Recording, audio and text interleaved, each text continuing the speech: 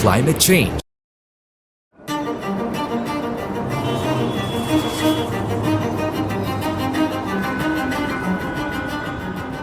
The rising global population threatens food security, as the increased demand for food puts pressure on our agricultural resources and production systems. This increased demand intensifies problems like land degradation, water scarcity, climate change, and competition for arable land, making it harder to provide nutritious food for everyone, especially in areas already experiencing food insecurity. Focusing on innovative technologies and sustainable agricultural practices, these challenges can become valuable opportunities that can drive economic growth and technological advancement. Research for Development, or R4D, plays a pivotal role in addressing the challenge of food security. In the Philippines, an organization is emphasizing the transformative power of technology to drive the sector towards its optimal potential through Research for Development, or R4D. The Department of Agriculture, Bureau of Agricultural Research, or DA-BAR,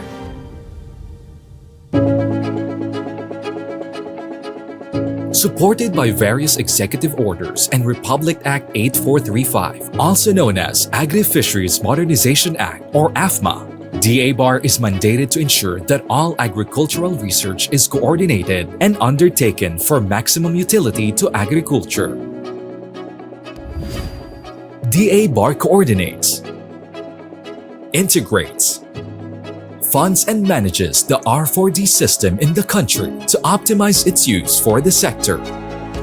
It is envisioned to be the lead R4D coordinating agency, promoting a technology-empowered agriculture and fisheries sector that contributes to inclusive growth. To ensure that research leads to desired results and long-term impacts, DA-BAR follows the R4D Impact Pathway Framework. It assists DA-BAR in planning, monitoring, and evaluating the effectiveness of R4D projects under rice, corn and cassava, livestock and poultry, fisheries and aquaculture, organic agriculture, climate change, biotechnology, support to technology commercialization, agri-fisheries technology business incubation, and scale-up, thereby connecting research outputs to outcomes and societal impact, aligning efforts with industry goals, and generating meaningful, measurable change.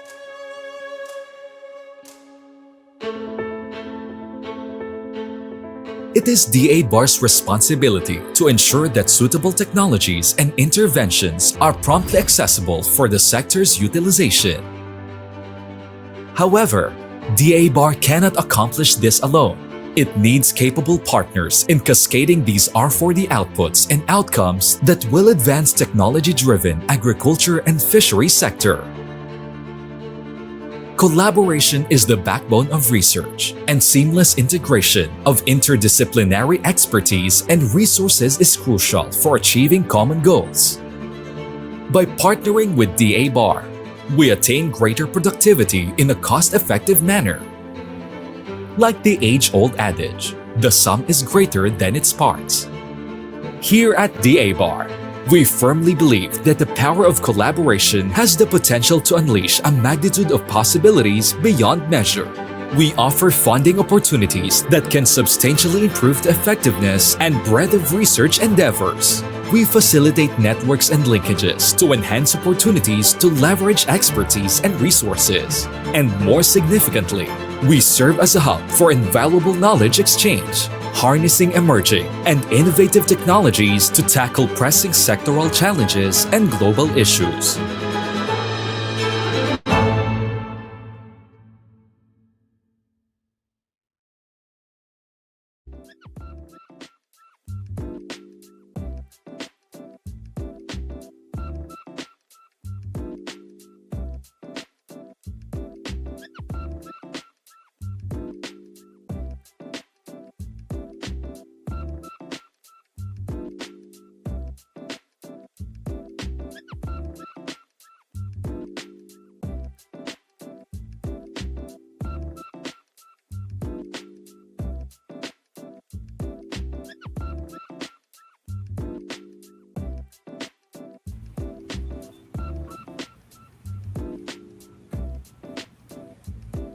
Hello there, isa pong mapagpalang umaga sa ating lahat.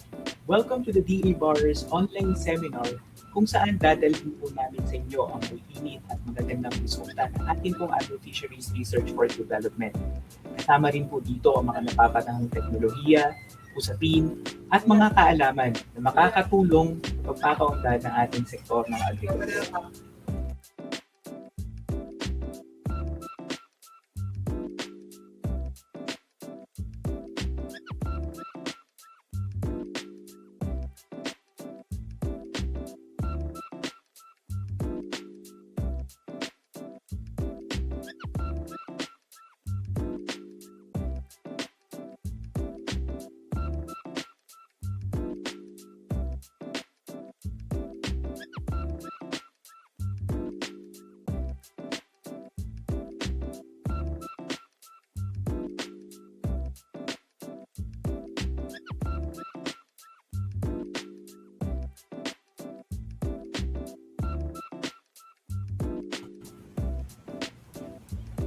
Hello there, isa pong mapagpalang umaga muli sa ating lahat.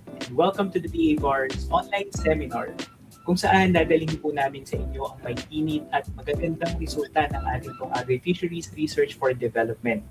Kasama rin po dito ang mga napapanahong usapin, mga teknolohiya at mga kaalaman na makakatulong po sa pagpapaunlad ng ating sektor ng agrikultura. This seminar is brought to you by the Bureau of Agricultural Research through the Knowledge Management and Information Systems Division.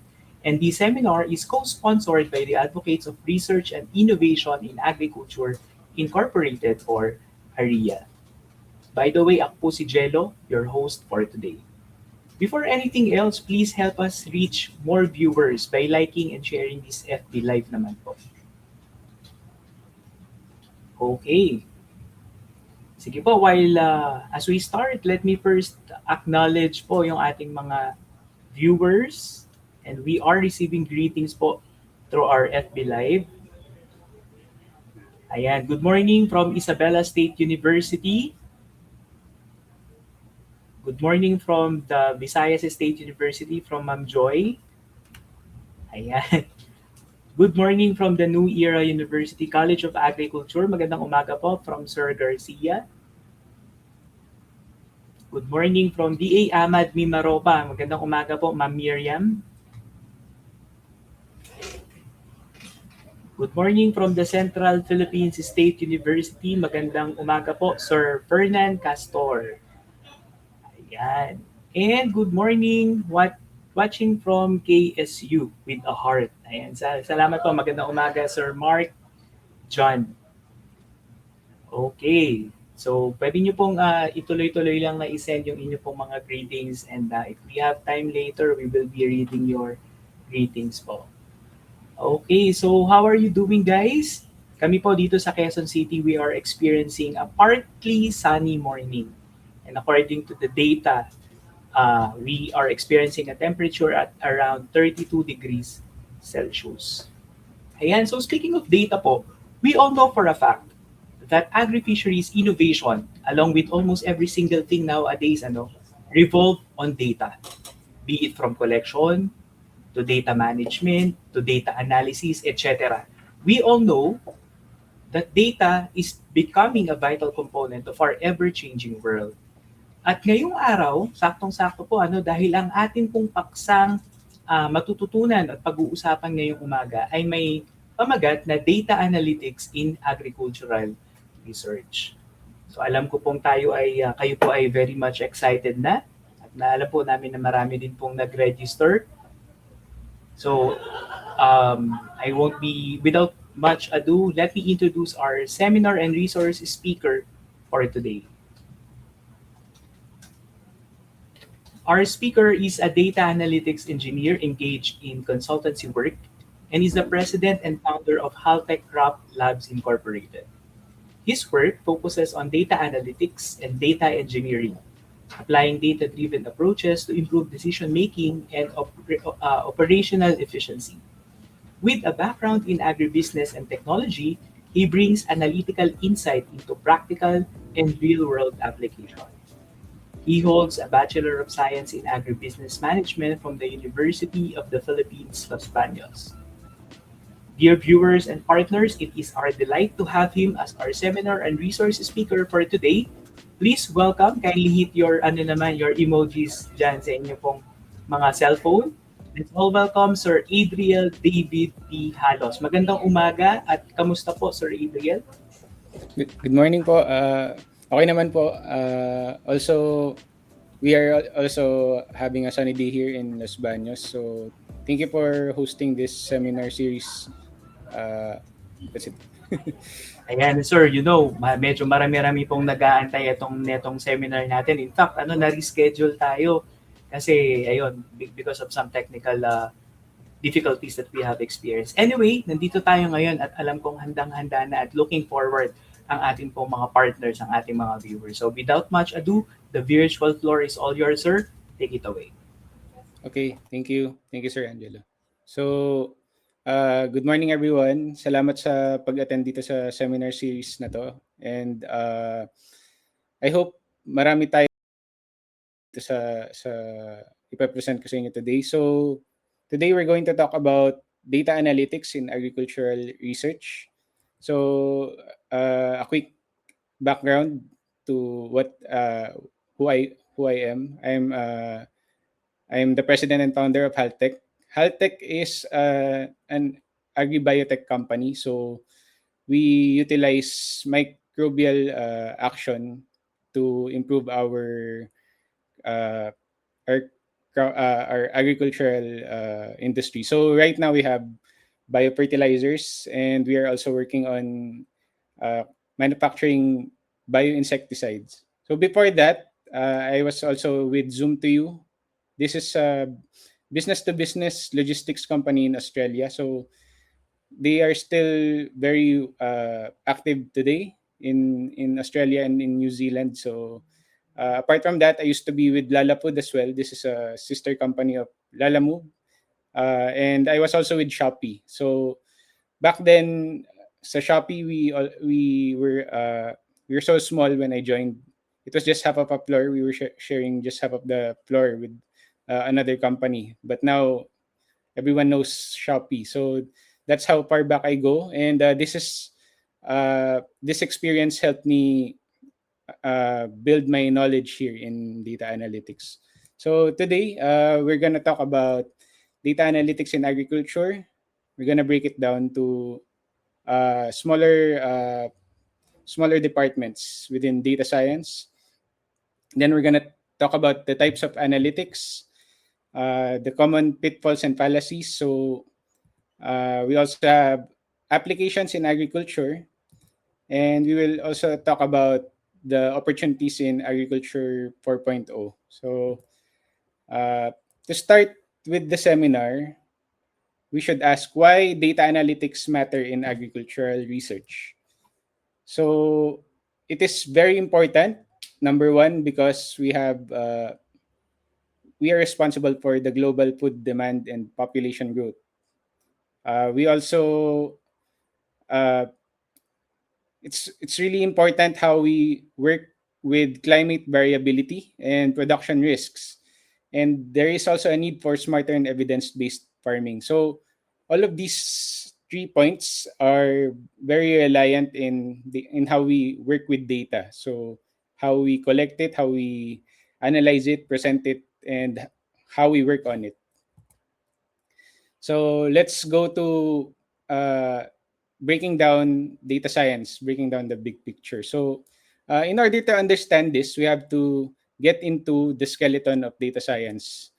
So we're going to talk about data collection, cleaning the data and preparing it, data cleaning and preparation, data analysis and data modeling, data insights and visualization, and finally making decisions and actions based on everything that we've learned from working with the data.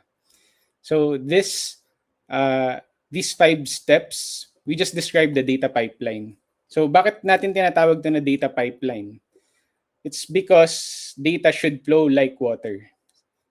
So if you can see here in the diagram, we have a data source, the water source, the water treatment, and then the users. In data science, data should flow the same way. So we have a source, the data source.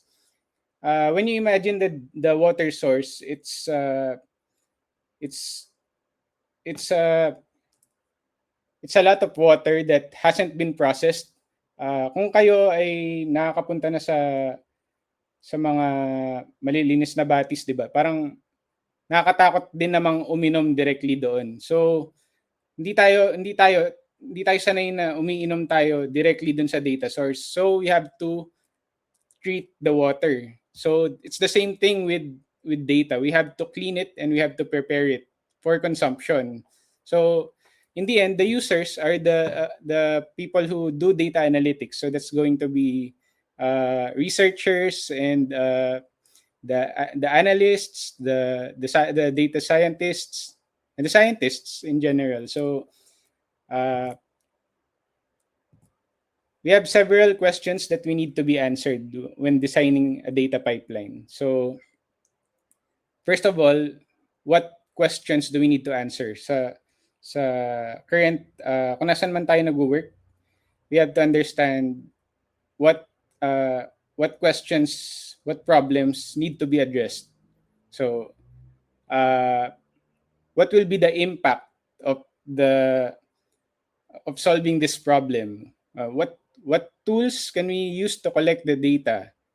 So this is very important. We will get into this later more. And what data can be collected? Which ones do we actually need? So marami tayong pwede collect. In fact, there's so much data around us that if we collect them all, it will be really expensive. So how do we clean and store the data? How much budget do we have for our tools? So going back to what I said earlier, it costs something to store data, to clean data, and to collect it, diba? So we have to understand what are our restrictions so we can focus on what we have to work with. And then we have tools and academic expertise that can be used to analyze it. So do we have enough researchers? Do we have enough analysts? Do we have enough scientists to work with the data? So and lastly, what is the best way to present it? So all of this data that we've collected, that we've processed, it's all for nothing if we cannot present it properly. If no one can understand it, it's all for nothing. So going with that, we will break down the backbone of the data pipeline. So first of all, we collect the data through data collection. We clean and prepare it. So this is the 5 steps that we talked about earlier. Analysis and modeling, insight and visualization, and finally, decisions and actions. So who does data collection? So the people who work with this are the surveyors, the interviewers, and the data connector is not a person. A data connector is I will explain this further later. So let's just move on to the next part. So we have data engineering. The data engineer and the data encoder works with this. They clean and prepare the data. So why do we have a data connector here? So at times when there's enough, if we have access to the technology, we can just connect the data collection to data engineering. So how does this happen? So example, for like with Shopee, everything that you do there is being collected automatically by the platform. So it directly goes into the database. So with that, the data engineer can also work with data collection. Okay, so I'd just like to bring up that every step of this pipeline is very important. Nothing is more important than the other. So what's the worth of the data if you can, like, um, what what's uh, what can you work with in the first place if you cannot collect data, di ba? Next, what is it worth if it's not clean and it's not prepared, so no one can use it? And then with analysis and modeling, if you cannot process it properly or you cannot model it, it's not gonna be it's not gonna make sense. Insights and visualization, if you can't if we can't find anything, if you cannot present it, then no one can use that. And then finally, decisions and actions. If you have everything, you've seen everything, but you made the wrong decisions and the wrong actions, all of this is for nothing then, di ba? So you can see that every step of this pipeline is very important. So the quality of everybody else's work depends on the quality of the work being done in each of the steps here. So let's move on. So analysis and modeling and insight and visualization is handled by the analyst and the data scientist. So this is what we're gonna be focusing on in this seminar. And finally, we have the decisions and actions. This is acted on by the leadership. Uh, so with data collection, how do we collect data? We have sensors, we have weather records, we have satellites, we have field trials, then we have surveys, and in tech we have it's collected directly by the platform. And next we have cleaning and preparation. Like we said, this is the realm of data engineering. So we fix the survey answer errors. So sometimes when you collect surveys, will be given the wrong answers. So it's the data engineer and the data collector have to work very hard in cleaning this. So we will get into this later as well, so we can visualize it better.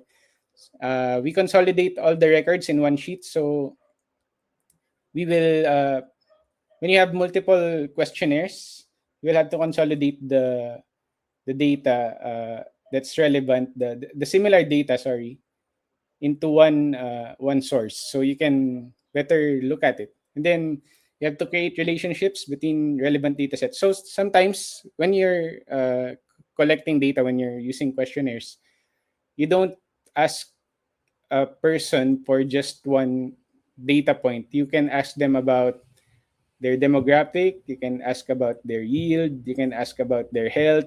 So all of that can be connected to one person, correct? So with that, you can create multiple data sets for each of that, but they are all connected to one person. So these relationships are prepared by the data engineer.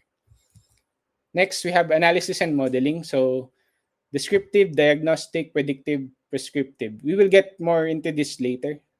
Descriptive, we will deal with facts. So you have the data, you will just work with it to get the facts. Then you diagnose it with the facts that you have. You will ask yourself why, where, when.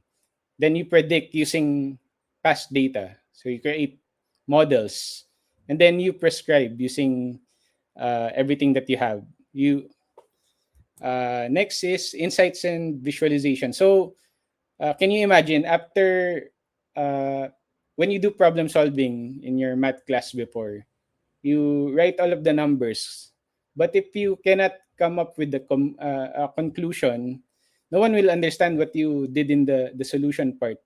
So this is very important. Insights and visualization. You create the reports, you highlight what's important, what people have to understand. Very important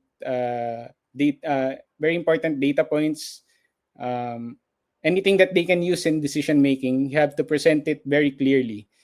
And so we also show the predictive data models, how they work. And then we do data storytelling. So this is connecting everything else that's been done from data collection, cleaning it, analysis, and insight. So everything that's relevant, anything that can help enhance the person's understanding, it's all done in insights and visualizations.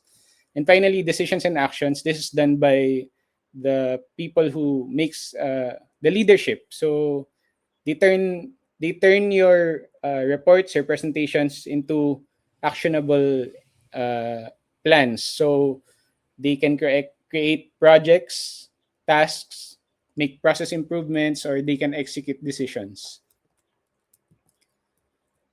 So, as I said, we will be focusing on data analytics. So, we will get into data analysis and modeling and insights and visualization. So, the types of analytics, like I said, we have descriptive analytics. So, what does the data show? You describe it as it is, nothing else. You will not add anything here. You will just show what it is. You will call it as it is. So a dog is a dog, a cat is a cat. So nothing else. It's just that. Diagnostic. Why did it happen? So that's when you start to process the data. Why did it happen? Why is the cat a cat? So it's getting into the detail. Okay. Next, predictive.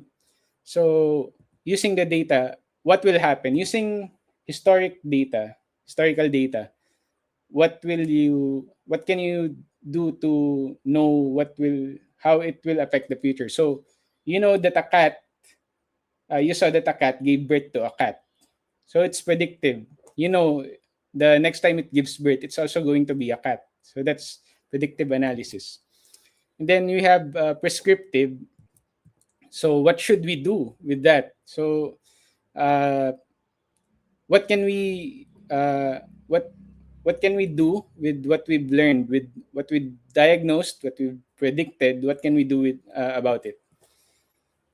So we can get into examples now. So here's an example of a descriptive analysis. In this part, we will assume that we've already worked with the data. Just for simplicity, we will assume that we've seen the data and we've processed it. So for this example, we looked at national rice yield with about 4.5 tons per hectare, the highest in 38 years. So someone already looked at the rice yield data for the past 38 years and saw that this year was the highest. Next, we diagnose it. Why? Why is it the highest this year? So what can we look at to understand what caused that? So we can look at was there a lot of pest, or was pest control controlled? Sorry, were we able to control pests in the field? Were the weather conditions good compared to the past years? Did we plant at the right time? Do we have? We're also going to look at the inputs of the farmers uh, that we observed. Did they use something different this year? Did they practice good agricultural methods this year? So those are things that we can look at. And then for this example, we've seen that the primary driver was that there was good pest control. So that's an example of diagnostic analytics. And then an example of prescriptive analytics, we can create seasonal support for pest control programs nationwide. So because we've seen that good pest control improved our yield, we're going to prescribe that we should do this every season nationwide. So we will do better. It doesn't just go into this single line. So we will get into the plan. Like we will conduct more data collection initiatives again to see what are the top pests that affect a region, and how do we control them. And it's another line of research that we will. It's a new it's a new project that will be that and it's so this project already gave birth to another one. If you can see that's how it goes. So you prescribe that we conduct another relevant project to better improve our yield. So uh, we're going to go into predictive. So we didn't do it in the previous example because this is where data modeling shines. So what is data modeling first? We have statistical models and we have AI. So this is data science is it gave birth to AI. So you will know after we get into this. So let's focus first on statistical models. Statistical models we've been using this for a very long time already. We've been using regression models, time series, probabilistic. If you're familiar with these, so regression, it's predict using different factors. How do we predict an outcome? Time series, what is the trend? And probabilistic, given what we know, how likely is it to happen again, or how likely is it not to happen again? Depends on how you position your study, and it's best for understanding relationships using small with smaller data sets. It's easier to use these statistical models, and also with research and policy analysis. So it really deals with smaller data in general. So here's an example of a regression example. We predict yield by looking at rainfall, planting date, then we consider the errors, the things that we don't know that affect yield. So this is how you read a regression equation. Then with AI, it works like the human brain. So it doesn't have to look at uh, when you imagine yourself thinking, you process data differently as compared to a computer. With the computer, you need to work with the actual numbers. With AI, it can look at images and process it for you. So it can look at thousands, millions of images and make an analysis out of that. So that's how we think, right? So, for example, you see, like our previous example, you keep seeing that there is a cat gives birth to a cat. So with that, we didn't look at the reproductive system of the cat. We didn't have to do that. We just observed that it kept on happening. We've seen it a lot of times, and we used that to go into to predict what's going to happen next. So that's how AI works. It's in fact we use nodes. Same with the brain. It's we have nodes instead of data instead of treating data in a tabular fashion. You have a lot of unorganized data and you process it together. So the more pictures you have, the more understanding you have. So we have machine learning. It's also for structured tabular data, but big data. You can process big data using machine learning. And we also have deep learning. This is what you're using right now with ChatGPT.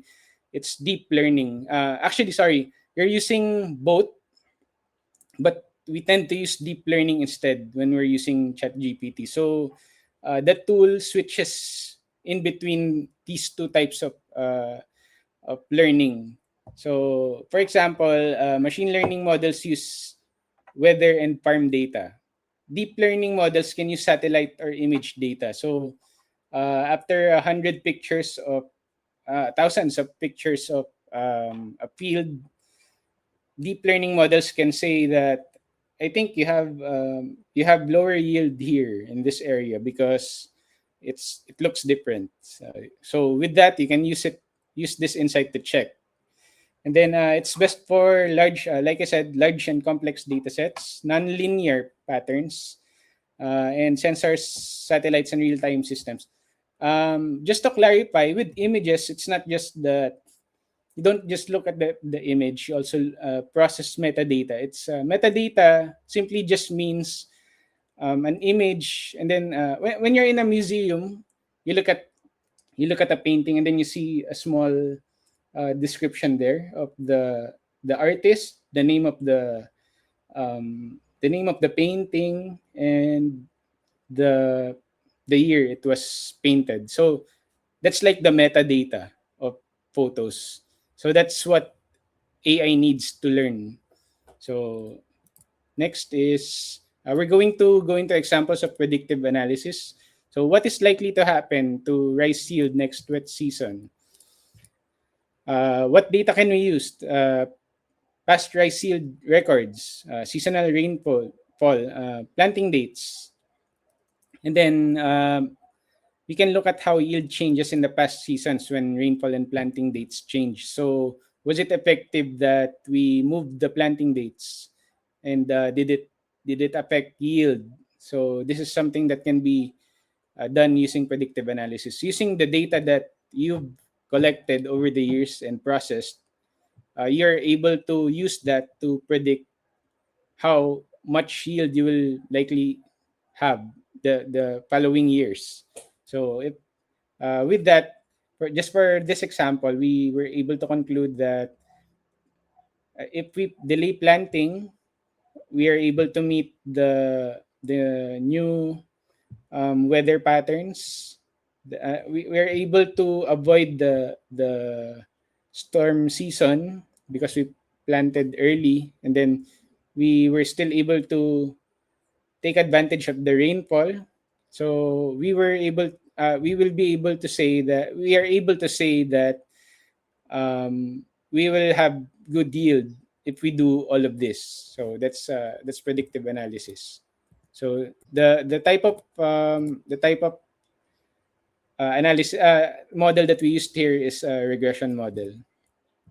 And here's a prescription. So we create initiatives to make sure planting season is not delayed. So we can create measures that protects against excess rainfall, all from understanding how this data model works. Another example: which areas are at a risk of low yield this season? So in order to do this, we will look at weather data, satellite images of crop growth, past yield outcomes. So connecting all of that into a picture and a metadata. So the method that we use is machine learning. So learning patterns from past seasons. So to see if it will lead to low or high yield. What the model learned for this example, we saw that certain weather patterns and early crop stress signals often lead to low yield. So we were able to see using the machine learning model that this is the effect. Using thousands, hundreds, millions of data, we are able to see this type of. We can create conclusions like this. So, example for this, the conclusion for this example is based on current weather and satellite data. Several areas are at higher risk of low rice yield this season. So, a good prescription would be find solutions to minimize weather impact on high risk areas.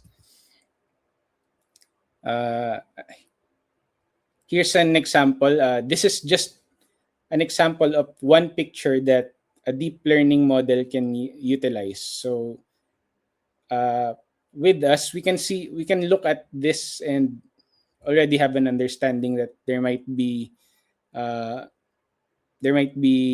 less access to water in these parts, or whether because of the deep learning model, because it processed hundreds, thousands, millions of data to look at this same field in different weather conditions, in different uh, access to irrigation, different effects of pests on the field. It's all processed by a deep learning model. That's where AI shines. So it will look at how all of those factors affected what the images look like and give you a prediction like this, like investigate the reason behind the color texture changes to connect that it was because of this or that, but it led to lower yield. So the type of uh, prescription that you can do with deep learning. So what are the common pitfalls and fallacies here in data analytics? So we're just going to highlight the top pitfalls and fallacies for each. There are a lot. There are hundreds. So we will just go into what is common. So for example, Central Luzon has the highest yield nationwide because of better agricultural practices than other regions. This is just going to be an example, just to clarify. So, but when you look at the data, the reason that it's actually has the highest yield nationwide is because it has the most arable land. Turned out it wasn't because of agricultural practices. This is just an example. So with diagnostic, there are a lot more errors that can be done in the next two types of analytics, because this is how you process the data. This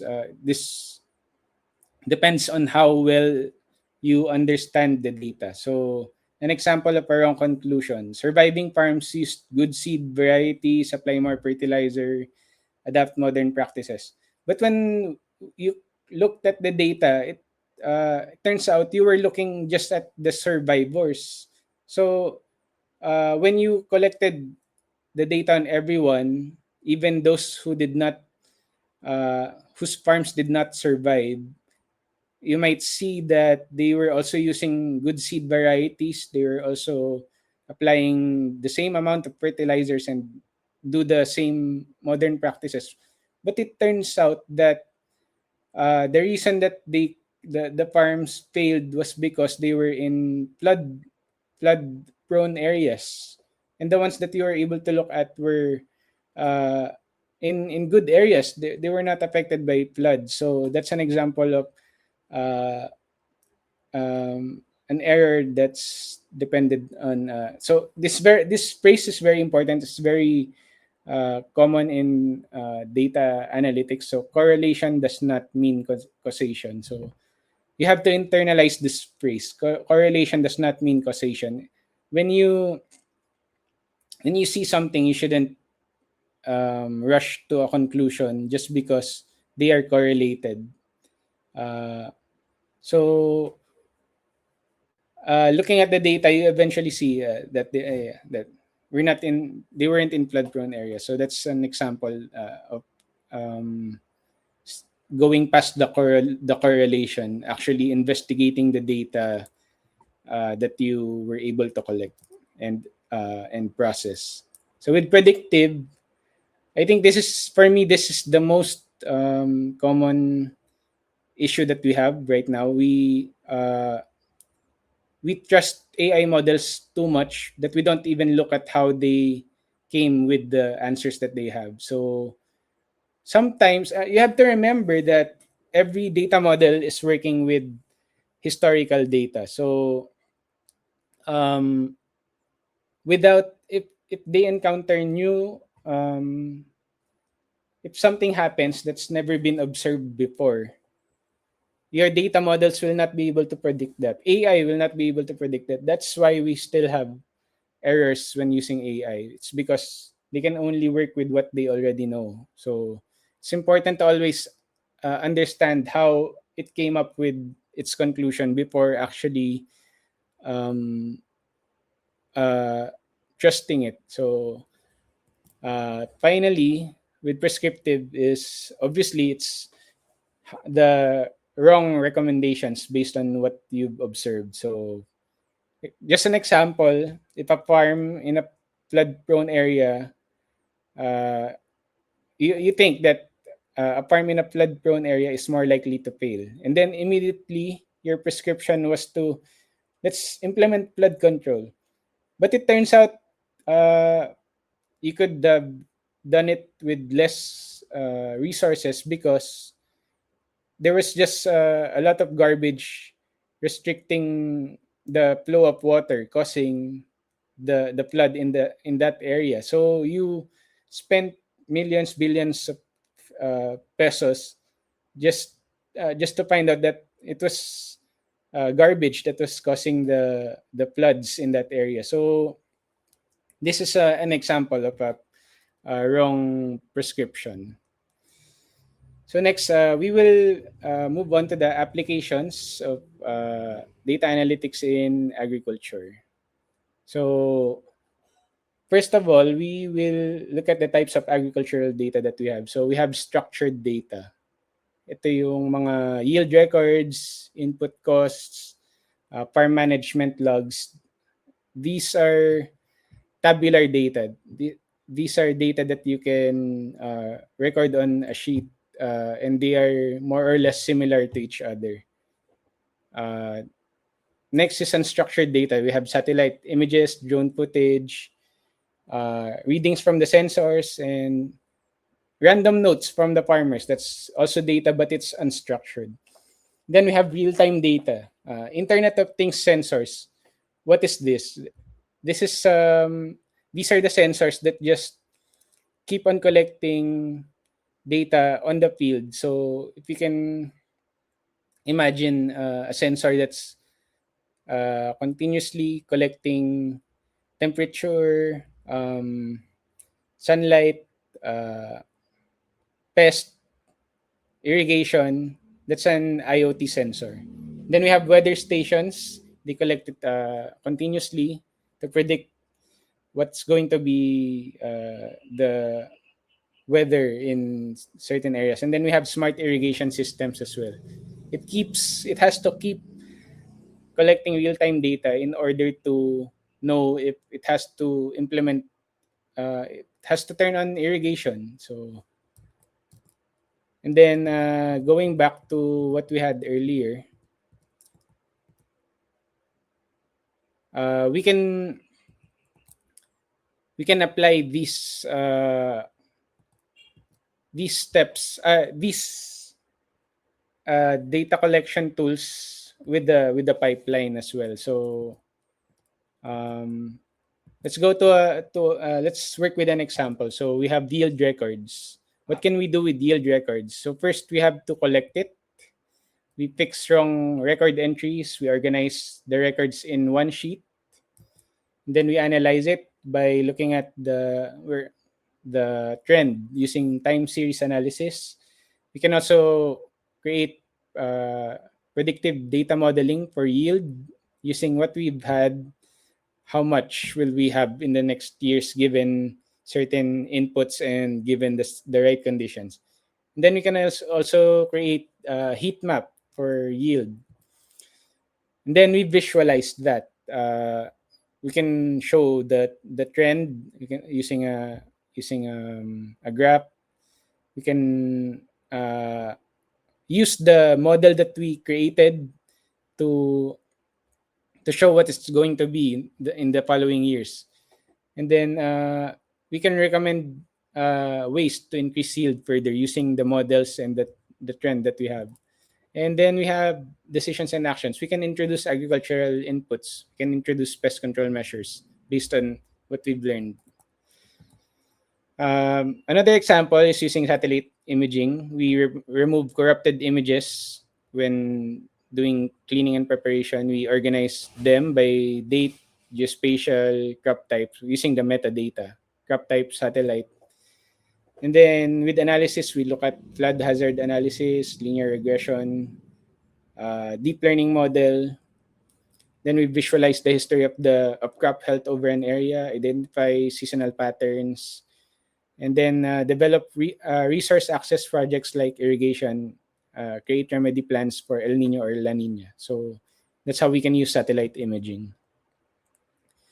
Um, we're going to go with one example of how we design a data pipeline using what we have. So, what are the main drivers of low yield farms so we can improve their productivity? So, this is an example of a questionnaire in data collection, a simple yield form. We assign a farm ID, we record the location, the crop type, how big is the plot, what inputs were what are the fertilizers, how much fertilizer is applied, how is it irrigated, do they use pesticides, and how much was the total harvest. um, Using in-person questionnaires is also really high effort, so when you're doing this, it's really advisable that you collect other data that you can, so that you don't have to go back to collect it again. So if you have another running project that you can that uses the same population, it's really good that you would also include it here as well. So with preparing the data, so this is an example of something that we've collected the questionnaires. Now we put it on a sheet together. So we have ID, the location, the crop, the size here. It's all here. It's all been organized for you. It's easier to understand now versus the several questionnaires that you would have been holding. So if you were holding the questionnaires, comparing them, you would be looking at 10 sheets already given this example. But remember, in data analytics, the more data that you have, the better the understanding that you will achieve. So you can't look at hundreds of forms. You have to put them into one sheet in order to look at it better. But then, if you look closely, you will see here there are inconsistencies here. One's missing. There's one that suddenly has a unit, and then there's one that's negative. That's impossible, right? Then we have another empty entry here. So what we do, we clean the data. So here we have to clean it. We have to fix the missing values and make sure everything is consistent. In this case, in order to do this, we will say that um, we went back to the constituents of the data collection, the ones that we interviewed. We went back to them to clarify the missing data, the zero data here, and then the rest we already know what to do. The missing ones, sorry, and the negative data. So you have to clarify why this became negative. So it might have been typo. So it's important to clarify. We went back for these, and we have to make it consistent. Even this, having the wrong capitalization is sometimes really important because depending on the tool that you use, you will get the wrong count of rain-fed farms if you do not have consistent labels. So that's important. So next, aside now that we've cleaned it, see, we've already cleaned the data. We collected the missing ones, fixed the capitalization, fixed the negative value. So it doesn't end there. We also have to make it a little bit easier to use. So now we have yield per hectare. We add another column here.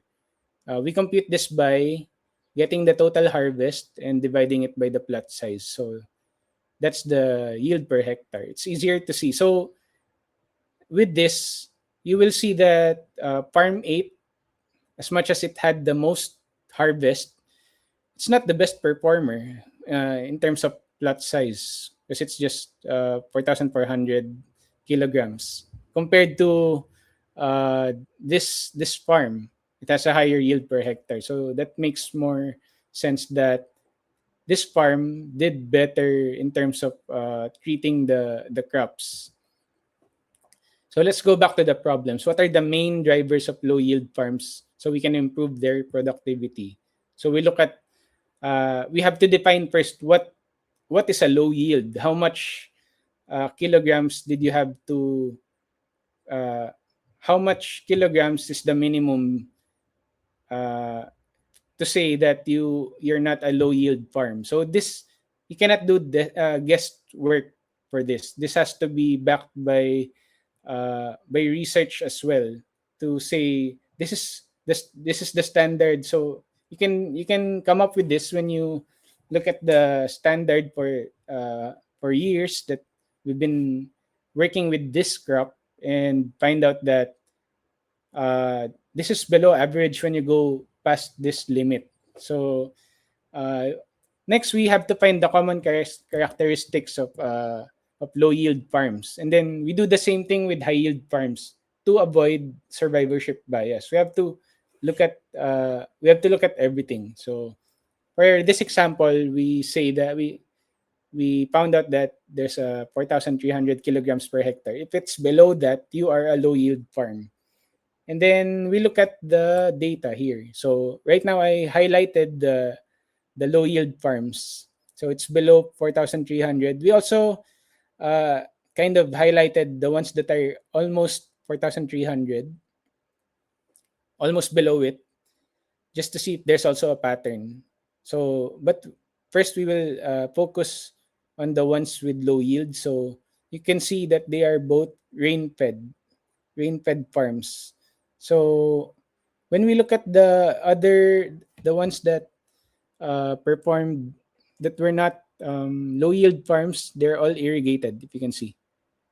But there are also outliers. That's why I also highlighted the ones that are near. So we also have outliers. So we have one here irrigated, but it's low. It's almost below the limit. It's almost classified as a low yield farm. So these are outliers. There's another one here. It's rain fed, but it's past the the low yield farm definition. It's above it. So these are outliers. These are what we call outliers. So it means that becoming a low yield farm is not completely defined by how much by the type of irrigation that you have. It's also defined by the other factors that we may or may not know already. So that's why we have outliers. So an example insight, if we look at the rain-fed farms, it's evident that most of them have lower yield per hectare. There was one that didn't go below, but it's at the borderline, which is the one in yellow. See, so you can you can look at it deeper to understand why, but with statistics you can also factor it in already, because you can't keep looking at individual farms in order to understand what happened. So we use statistical analysis for that. So for the outliers, what could have caused them? It could have been soil type, pest damage, poor irrigation, which are data points that we did not collect. So these are outside of the study. So this is where statistical error comes in. So we don't know them, but we are able to consider them because of our statistical models. So the recommendation that we gave was recommend that we rain feed the farms for irrigation, and advise them to bring up fertilization to 120 kilograms. That is because if you go back to fertilizer kilograms per hectare, they're all above 120.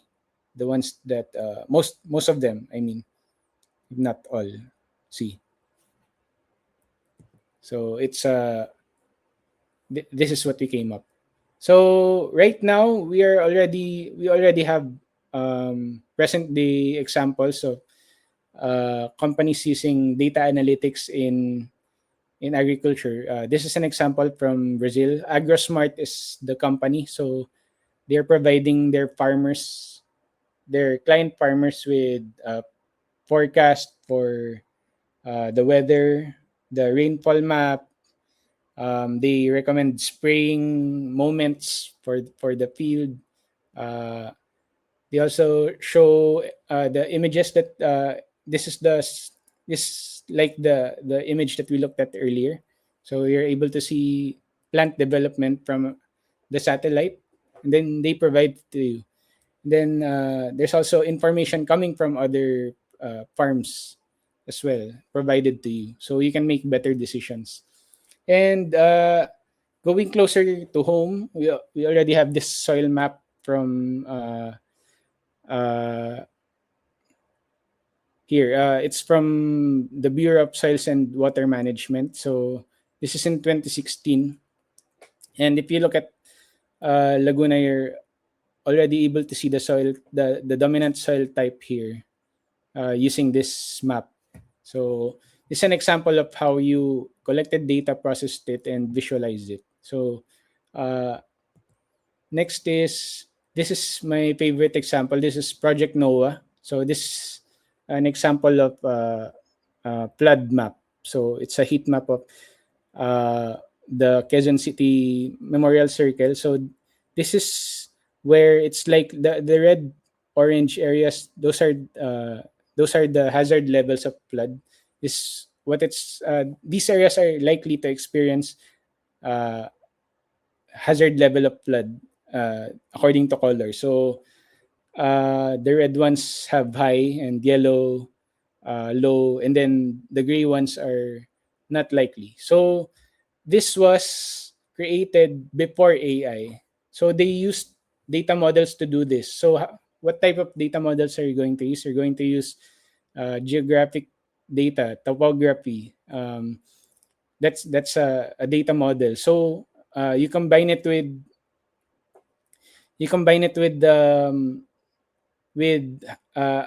data model of how flooding will flow through this geographical area, and then you also combine it with weather, so you know where the water will come from. If it's heavy rain, it's going to flow here. So this was done before AI. That's a really remarkable thing, because this is harder. This is hundreds times harder to do before AI.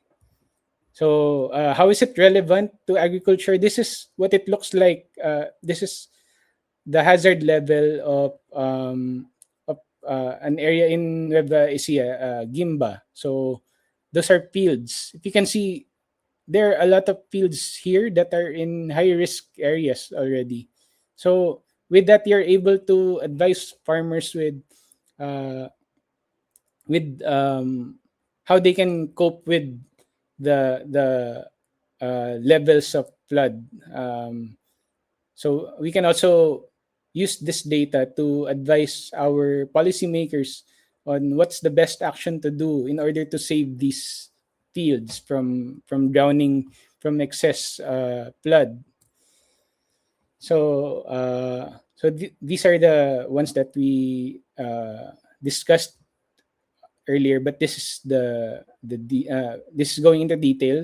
The 3D hazard mapping to get topography, the water modeling, here, hydraulic modeling of the area, then combining it with historical rainfall, simulating it. So after you create the data model, you have to use it to simulate it. You simulate it. You try to put actual values to see if it's working. So that's how you test data models. And then by providing and using open access data, they're able to do this project.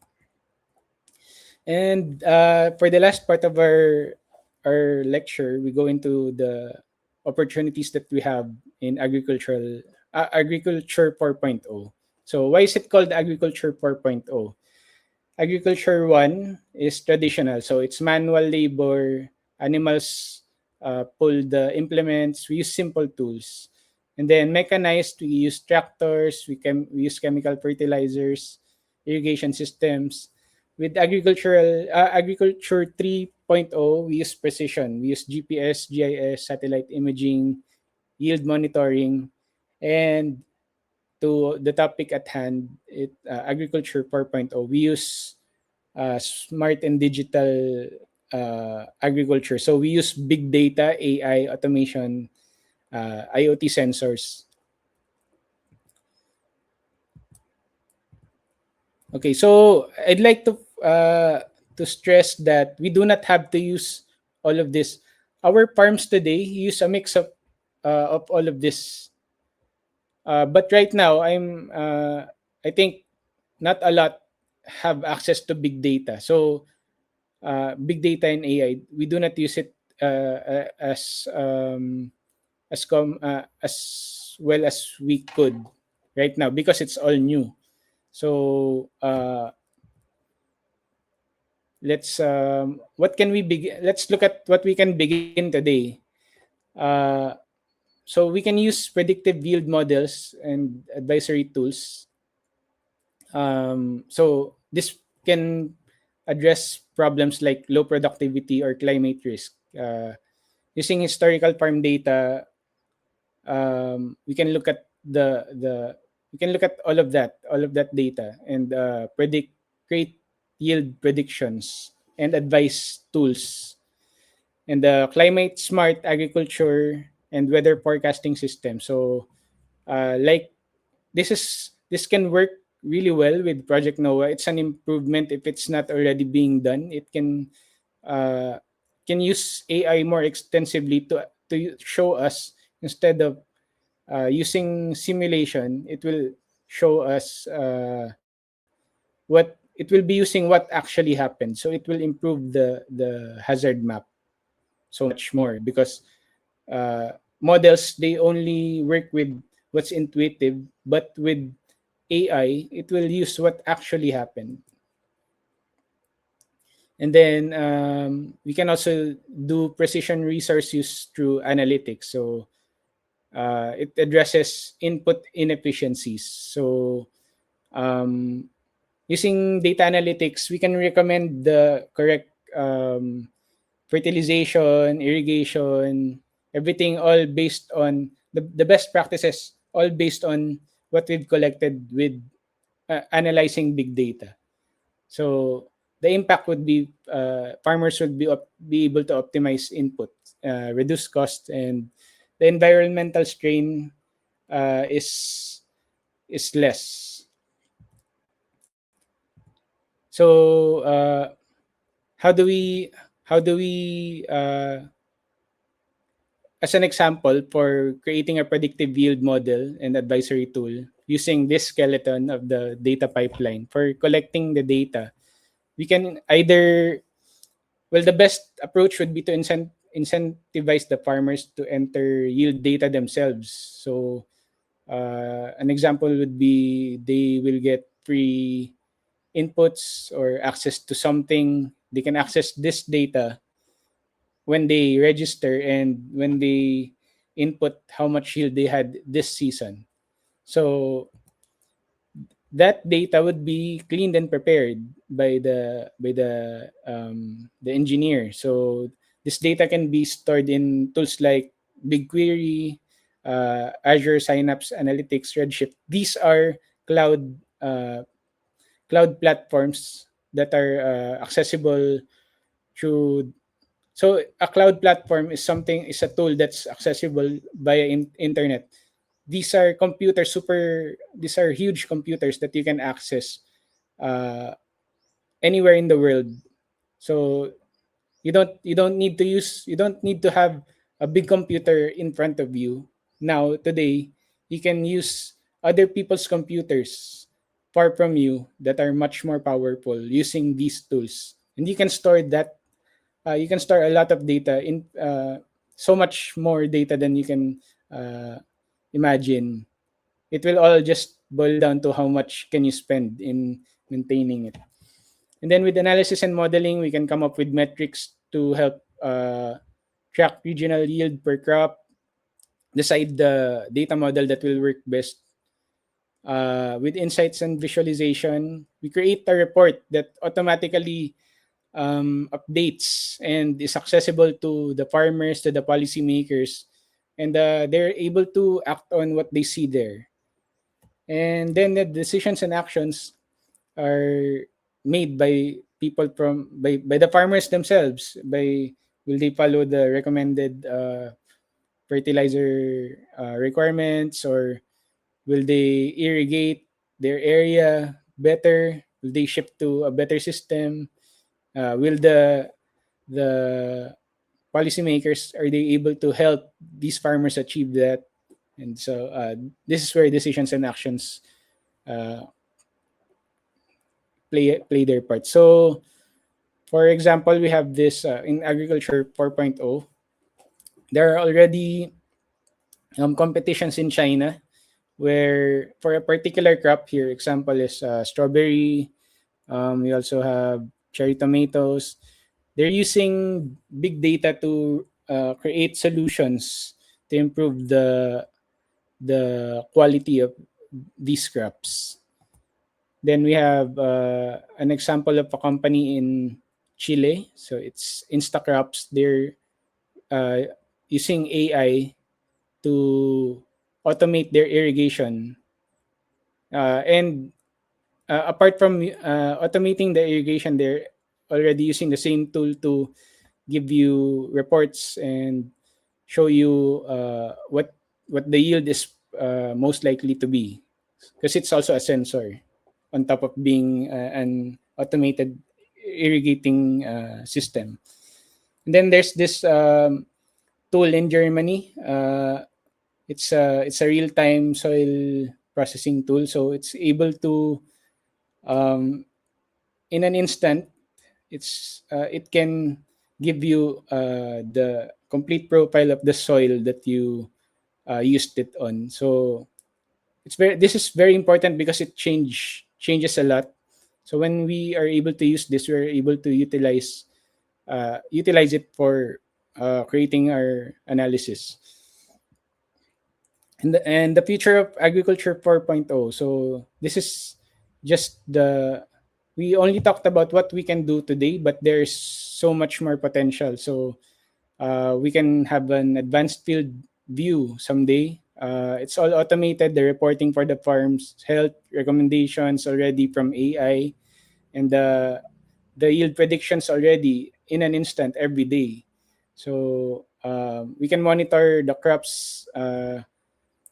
It's only limited by the number of IoT sensors we have on the field. So those are the tools that we're going to be using in this example: IoT sensors, satellite imaging, AI integration. Then we have the drone crop monitoring. The only difference of this from the first example, the advanced field view, is that you're using drones so they're closer to the field. And with that, when you're closer to the field, you can see the pests on that field. So you're able to process that better with big data. They're able to capture what type of pests, how many, and then process it all to what will be the likely damage using AI. Then we have smart irrigation, like the one that we talked about earlier. It can be improved. It can be all robotic. All of it. You don't have to. It's all there. All of it. The irrigation is automatic. It has better guidance from AI as well. And then someday we can also have automated tractors. It's going to be operated by the AI itself. You don't have to. You just have to define what is your field, and it will do everything for you. It's robotic. It's working on an AI mind, and then it collects data as well for you. How much yield? How much has already been processed in real time. So this is the future of agriculture 4.0. So if you want to practice analytics, so you can do that with Kaggle. There are a lot of the examples here in Kaggle.com. Different types, different industries. You can work with any. There's also agricultural data sets here that you can practice on.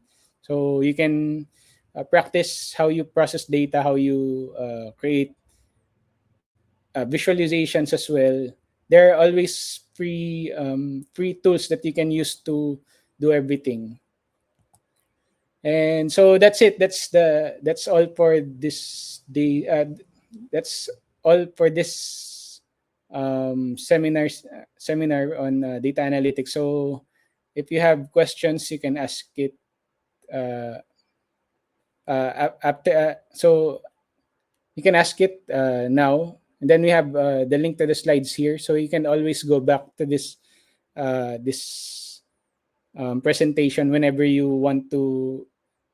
Uh, Whenever you want to go back to something that you wanted to remember, like you remembered something from this presentation and wanted to go back on it, you can take a picture of this QR code right now, and you can go back to this anytime. I will not take it down. So that's it. So thank you for listening. So if you have questions, feel free to ask them. And yeah, that's it. Thank you. Thank you.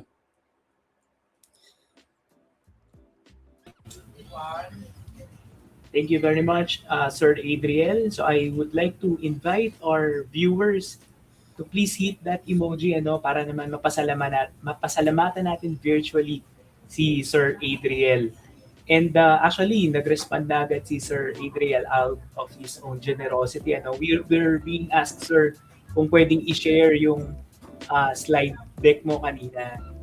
Yes. Ayan, so for our viewers and participants, so sana ay na-screen capture nyo po yung QR. Anyway, pwede po ninyo yung balikan by simply replaying this video. You have 30 days pa naman to revisit this entire presentation. It will be available po sa aming FB page. So there, maraming salamat Sir Adriel for really sharing a very interesting topic.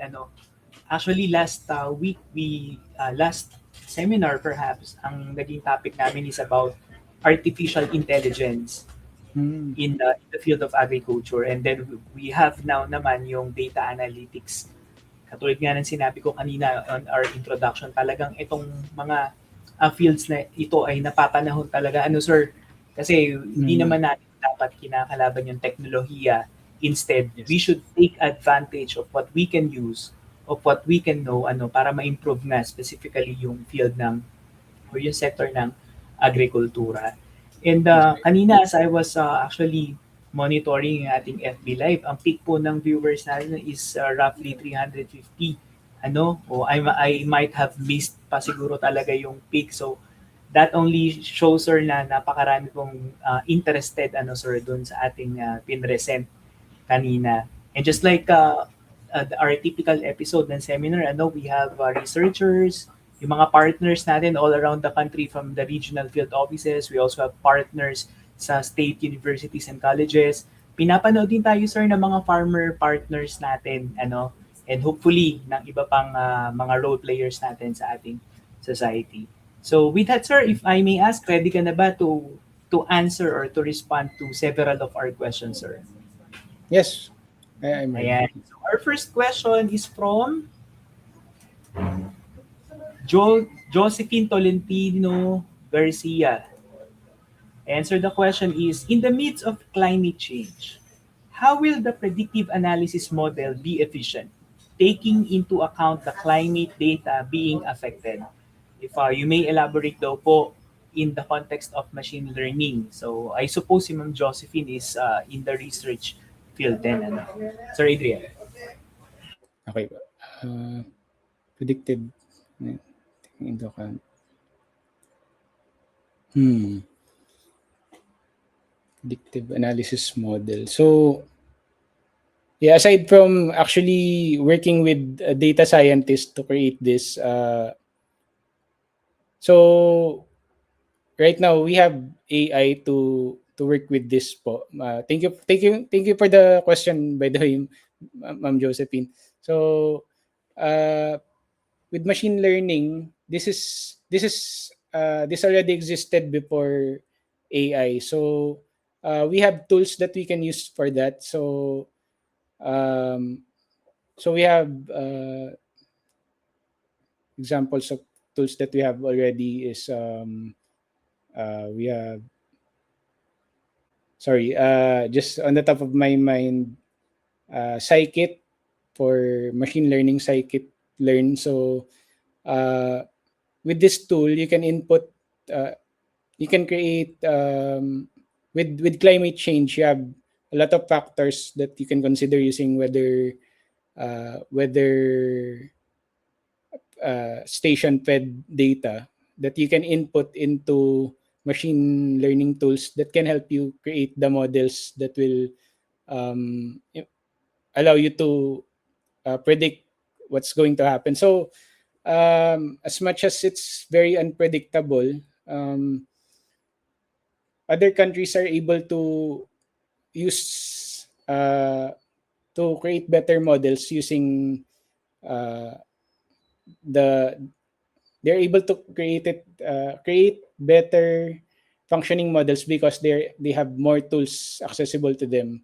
So I think to answer your question, it will be more efficient if we have more reliable data collection tools as well that can feed that data into the tools that can create the data models in machine learning. Or even if it depends on the data, we can also use deep learning models like um, sorry, I just can't remember at this moment. I always know, but at this moment I forgot the tool. But we have different tools for machine learning and deep learning, so we can input all of that we've collected and create the models using more accurate, more reliable tools and placed at the correct areas as well. So I think that's I don't know if I was able to answer your question properly. So if you have um, more that you wanted to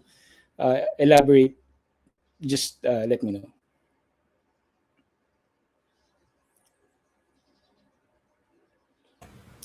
All right. Thank you, Sir Adriel. Actually, that leads us to the next question, sir. No, you've made mention of tools. And in Mhm. your presentation, sir, you've presented that, actually, you've cited several of the tools generously na pwede nang gamitin ng ating mga partners, specifically yung mga researchers. Now, Mhm. taking off from that, sir, ano yung mga common tools, sir, na pwedeng gamitin ng ating mga partners, specifically siguro talaga yung mga artificial researchers natin in handling big data. Kasi kanina you Mhm. made mention of the big data, sir. And just to put a context, Mhm. sir, yung mga partners namin from the RFOs, from the SUCs, even from the LGU, may mga projects kami talaga na region-wide yung data na kinokollect.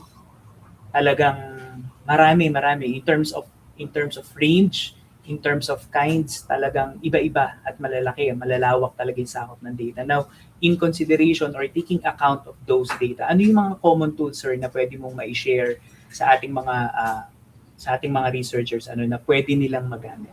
Sir Adrian. Okay po. So right now, familiar tayo with using smaller data sets. We're using Excel, Google Sheets.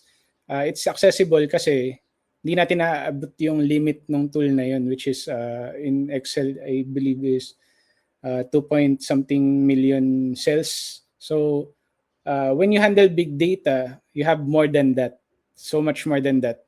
You have to use other tools. The evolution of tools that we used dati, so Excel ang gamit namin, and then dumami, we had to use Microsoft Access.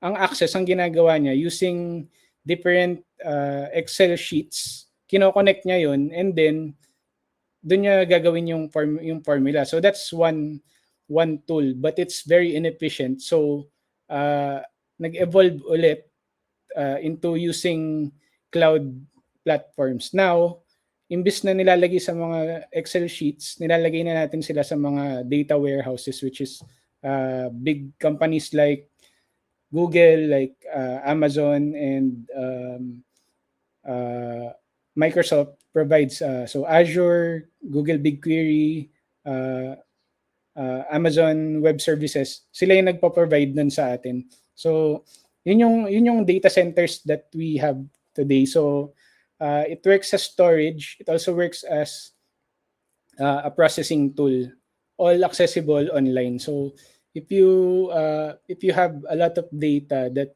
you want to feed it, if you have you can create you can use tools like that data warehouses coming from possibly data lakes as well. Ang data lake naman, like I said earlier, yung data source natin sa data lakes, ganun din, hindi pa siya processed. So if we can collect a lot of data, connect that data collector to those tools, we will then be able to use ngayon dito sa big data in order to process, para ma-manipulate mo naman yung na-collect mong ganong karaming data, you can perform calculations, extractions, ganyan, through easy to learn programming language, which is SQL. So it's structured query language. Dun sa data warehouse mo, pwede ka magsulat ng program to extract or to compute yung data already before getting it. So pwede mo nang i-multiply, i-divide yung mga data points na gusto mo before siya makuha, in order for you to avoid pulling millions of data cells. So imbis na i-download mo yon tapos tsaka ka mag-Excel, pwede mo nang gawin yung computations na yon using SQL. Ayun. And then another another thing that you can do, so using SQL within dun sa Google Cloud Platform, for example, yun na yung data warehouse mo, and then dun ka na rin nag-query, then pwede mo na rin siya i-connect sa data visualization tool, which is also with Google, na Looker Studio. So na-store mo na-collect mo na-store mo na yung data, na-process mo na siya, and then directly pine-present mo na rin siya automatically sa Looker Studio, which is a visualization tool ng Google din. So all in one big company's platform, you can perform all of that already. So it depends on kung saan yung in-access nung department na tool, kung ano yung best din na tech tools para gawin yung pipeline na yun. So that's a pipeline already, what we talked about as well. So yun. Thank you so much, sir, thank you for sharing that idea. Hindi naman necessarily talaga na maituro natin. Hindi enough yung oras natin para maituro yung mga ganyan dito sa seminar. But at least with you sharing those fields, those ideas might be enough para makita din ng ating mga partners ano yung mga pwedeng i-explore nila na areas para ma-improve yung data analytics nila part or handling we have another question, sir, from Ma'am Inday Darling. Ayan, so the question is, how can we translate complex data analytics results into information that farmers can easily understand and apply? Yes, okay. So ayun, so we have to start with ano ba yung kailangan nilang malaman in the first place. Ano yung common problems nila? Yun din kasi yung mga kailangan nating saguting tanong. So that's where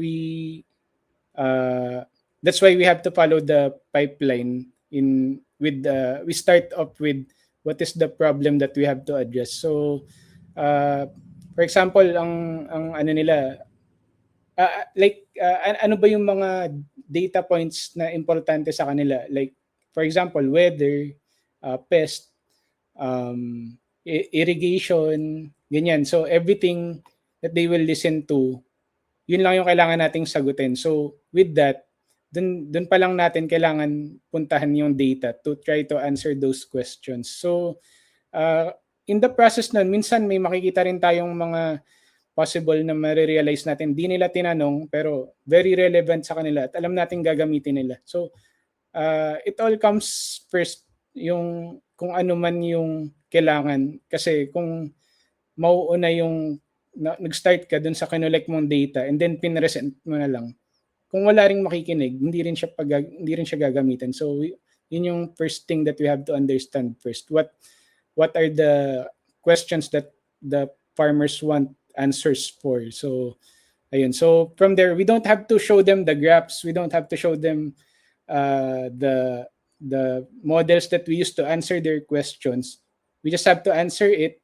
Pag nagtanong pa sila, that's when we show it to them. So it's a step-by-step process kasi kapag in-overload mo rin sila masyado nung mga ginamit mong tools to answer their questions, baka hindi na rin nila ma-process yung kasagutan mo, which is yung what we talked about earlier, yung prescriptive analysis natin. Baka hindi na rin nila yun i-process. So I hope I answered your question. And thank you, sir. Actually, yun nga, no, I agree na it boils down dun sa purpose ba, no? Why in the first place you've collected data and what kinds of data you have collected. It boils down to ano yung purpose, ano yung problem, ano yung question na gusto nating sagutin. Eh yun talaga yung ma-appreciate ng farmers natin. Kasi sila yung nandun sa, ano, di ba? Sila talaga yung nandun sa field. Ano? Yes. The data, these complex data that we have collected and analyzed, will just be there to justify, ano. But at the end of the day, it's what they can use. Ano, definitely yun yung concern nila. We have another question from Sir Ephraim Sagaral. Good morning po. What are the leading open source satellite remote sensing platforms and geospatial tools recommended for monitoring crop phenology, estimating yield, and analyzing the impact of agrometeorological factors and biotic stresses? Ayun, Sir Adrian.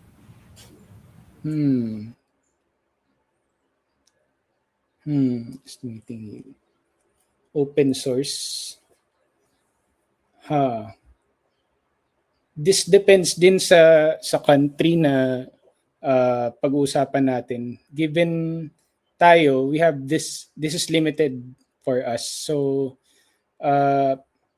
countries like yung US, meron silang yung ganitong data nila, yung mga satellite data nila is accessible through yung government website nila, which yung .gov platforms nila. So that's something that's good to talk about din kasi ang open source is hindi ko sure. Sorry, just answer your question first. Hindi ko sure kung meron tayong open source platforms to use for our country. Pero yung accessibility nito really depends on who is providing it kasi it really requires a lot of resources to put up the satellites. So talagang charity work talaga itong open source talaga. Kaya ito yung kinakatakutan ng mga big companies talaga, yung mga open source platforms talaga. Kasi it gives accessibility to everyone without them being able to charge. So I don't know if meron ng existing na ganito, pero kung wala man, that explains it kasi not everyone is open to providing open source tools. So yeah, sorry, hindi ko masagot yung tanong mo kung ano yung leading platforms for this, but maybe given ako ng I can look into it as well. Thank you so much, Sir Adrian. I guess with the time that we have now, we're down to our last question, sir. Okay. Eto, sir. Kanina you've made mention, sir, of this scenario, na yung AI models natin, they work because meron tayong historical data. Basically, integrate yan. So, etong AI is now made available to any consumer. Ang tanong, sir, is how can researchers and even farmers, sir, how can they contribute in the building or increasing or expanding of historical data para eventually itong mga AI models na nag-work ay maging available in a wider range of data without compromising po yung data security? Can you share us your idea of this, sir? Ayun, I think it really boils down into what can we utilize. And isa dun sa mga problems in defining our data pipeline. What are the tools that we have to that we can utilize in collecting data? So that's the answer to that question. ano rin ba yung mga incentives na pwede natin gawin. So kung may tools man tayo, kung hindi rin nila gagamitin, hindi rin siya magiging effective kasi walang policies na mag-drive sa kanila policies or incentives to drive them to input the data. Ang mahirap din naman kung palagi rin tayo magpapadala ng mga mag-i-interview, magsusurvey. Masyado rin siyang mahal in terms of energy, manpower. Ayun. So, kaya importante ang design ng data pipeline natin in terms of data collection, self-providing na, automatically pinoprovide na ng farmers natin or ng kung sino mang population na gusto nating kuhanan ng data. Kailangan they're submitting it themselves. So it might be through incentives like incentives sa farms nila, like, or something that will motivate them to do it.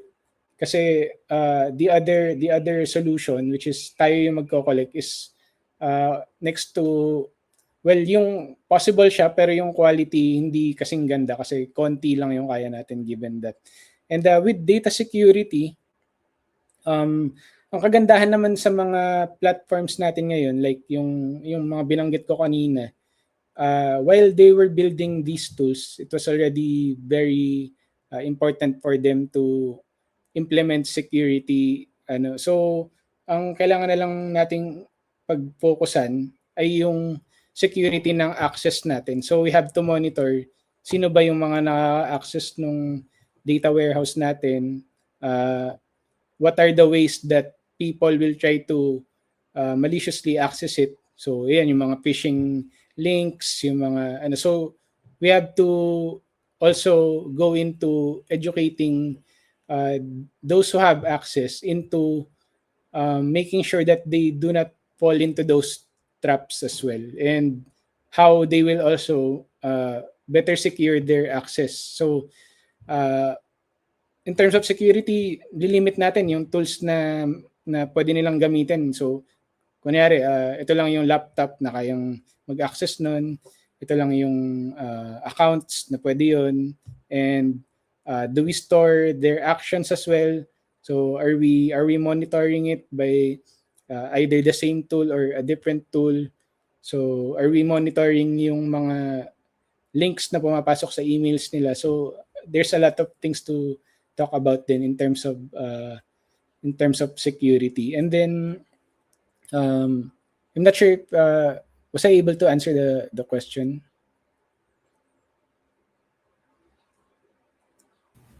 Okay, thank you so much, Sir Adriel. If you can accommodate several questions pa. So right now we still have 301 viewers, sir. We usually give this question sa ating pong online seminar series in consideration nga ng mga audiences na na-accommodate natin. So second to the last question, sir, what message would you like to convey, sir, una higit sa lahat para sa ating pong mga researchers? Kasi ito pong ating topic I believe ay isa sa mga makikinabang ay yung ating mga agri-fishery researchers. What message would you like to tell them, sir?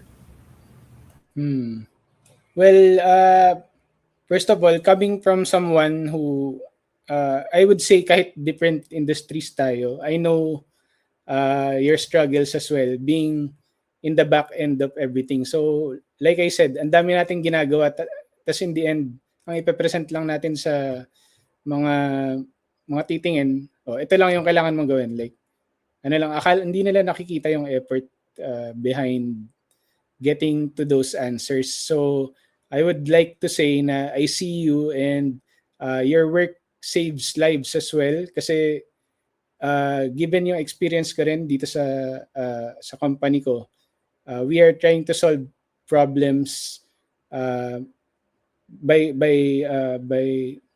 na experience ng farmers. So very very close to my heart is yung issue with the onion armyworm. So there are farmers who are so much into debt na parang hindi na nila kinakayang ituloy yung buhay nila. So if you can provide data to help them address those problems, examples are yung ganong problems, you're saving lives, literal. So I'd like you to know how important your work is. So if you're losing motivation, there's so much that you do not see. You should find your motivation through the result of your work. So that's my message for you.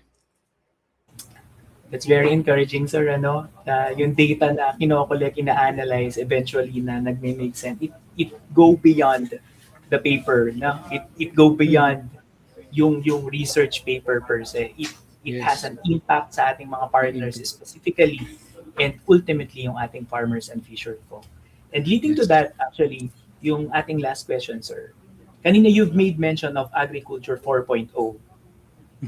Ngayon, what message would you like to tell our farmers and fisher folk in general in the context of this Agriculture 4.0? Sir Adrian. So, ang message ko naman sa farmers, well, in the context of Agriculture 4.0, I understand where our agricultural sector is in terms of accessibility sa tools. I would also encourage farmers to think past what we already know in the field. So, sanay tayo sa mga ginagawa natin na aligned lang sa Agriculture 1.0, which is manual. Sometimes it makes sense given kung maliit yung field mo. But I hope that when you are upscaling, you are able to do so, you're given more opportunities to work with a bigger field, with something that has bigger impact. I hope that you're also going to consider utilizing, going past yung alam nyo na, and looking at what is new out in the world that will also work. So that's my message for the farmers. I think I really look up to our farmers, and I understand na they have a lot of they are underestimated at times, but I really see the effort and the things that go into their work, and I hope that the only message that I would like is to give them is that I hope that they will also open their mind to more suggestions that could help our country collectively with the agricultural industry. So yeah, that's it. Thank you very much, Sir Adriel. And now I invite our viewers. We have 309 viewers to please hit that emoji. Para pasalamatan naman natin virtually si Sir Adriel David for really sharing with us this very interesting and highly relevant topic. Ayan. So we are receiving emojis and reaction. So with that, sir, we will be proceeding now to the awarding of the Certificate of Appreciation. But before that, sorry, I might forget. Yung ating mga viewers, please fill out yung ating pong attendance and feedback form. You can see or you can access this form through the link that we have in the comment section. And then to those who were asking a while ago, if pwedeng mahingi or nagre-request ng ating slide presentation. So Sir Adriel presented a QR a while ago. Pwede nyo i-review itong ating video para makuha yung QR. But you can also review the presentation merely by reviewing this live stream. So there. So we'll now be proceeding to the awarding of the certificate. So the Department of Agriculture Bureau of Agricultural Research awards the Certificate of Appreciation to Sir Adriel David P. Halos for sharing his invaluable knowledge during the DA Bar online seminar series entitled All About Data Analytics in Agricultural Research, held in collaboration with the Advocates of Research and Innovation in Agriculture Incorporated, or ARIA, today, February 19, 2026, via StreamYard and DA Bar's official Facebook page. So here goes your certificate, sir. We'll find a way to hand this sir. For the Okay, sir. meantime, see please virtually. Maraming salamat, Okay. sir. Is there anyone or Salamat any po. message that you would like to tell pa po before we end our seminar? Go ahead, sir. Thank you to DA Bar for this. This really goes into the mission of your department, and I really appreciate it facilitating this knowledge transfer. And thank you for everyone who attended as well. So, like I said, the data collected, the data collectors, lahat yan importante up to the people who are taking in the data. So thank you so much for attending this seminar, and I really hope na it will help you with your real life applications as well. So thank you everyone. So there, muli maraming salamat po Sir Adriel David at sa lahat po ng viewers and participants na talagang tumutok.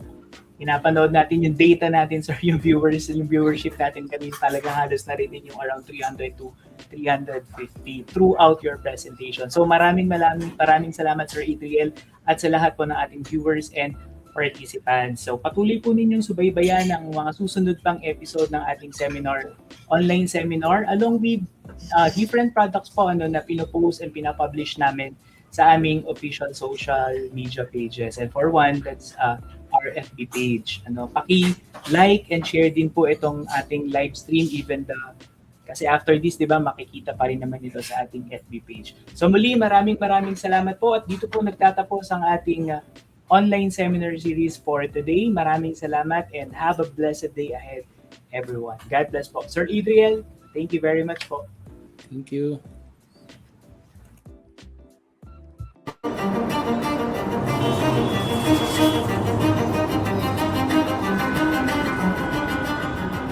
The rising global population threatens food security, as the increased demand for food puts pressure on our agricultural resources and production systems.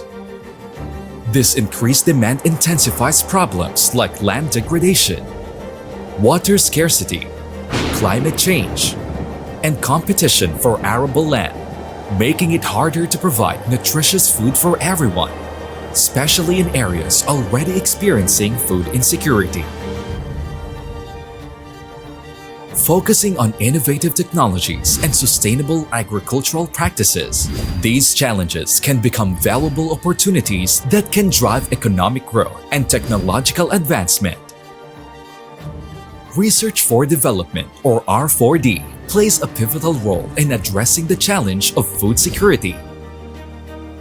In the Philippines, an organization is emphasizing the transformative power of technology to drive the sector towards its optimal potential through Research for Development, or R4D. The Department of Agriculture, Bureau of Agricultural Research, or DA-BAR.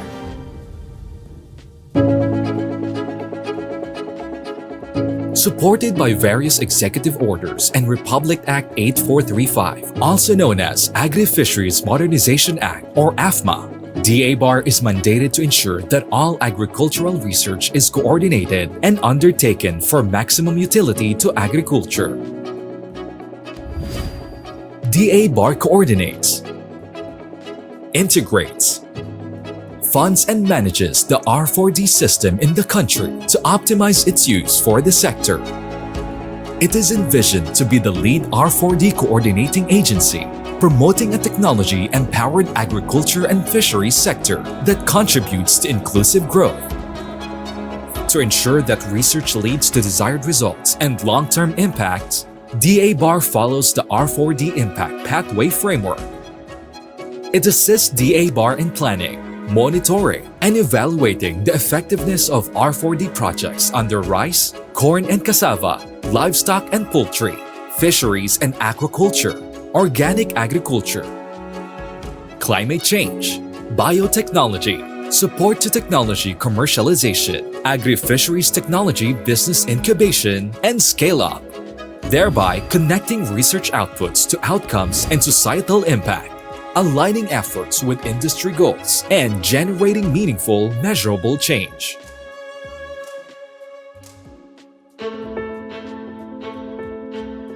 It is DA Bar's responsibility to ensure that suitable technologies and interventions are promptly accessible for the sector's utilization. However, DA Bar cannot accomplish this alone. It needs capable partners in cascading these R4D outputs and outcomes that will advance technology-driven agriculture and fishery sector. Collaboration is the backbone of research, and seamless integration of interdisciplinary expertise and resources is crucial for achieving common goals. By partnering with DA Bar, we attain greater productivity in a cost-effective manner. Like the age-old adage, the sum is greater than its parts.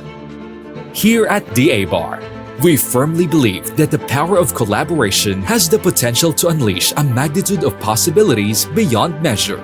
We offer funding opportunities that can substantially improve the effectiveness and breadth of research endeavors. We facilitate networks and linkages to enhance opportunities to leverage expertise and resources. And more significantly, we serve as a hub for invaluable knowledge exchange, harnessing emerging and innovative technologies to tackle pressing sectoral challenges and global issues.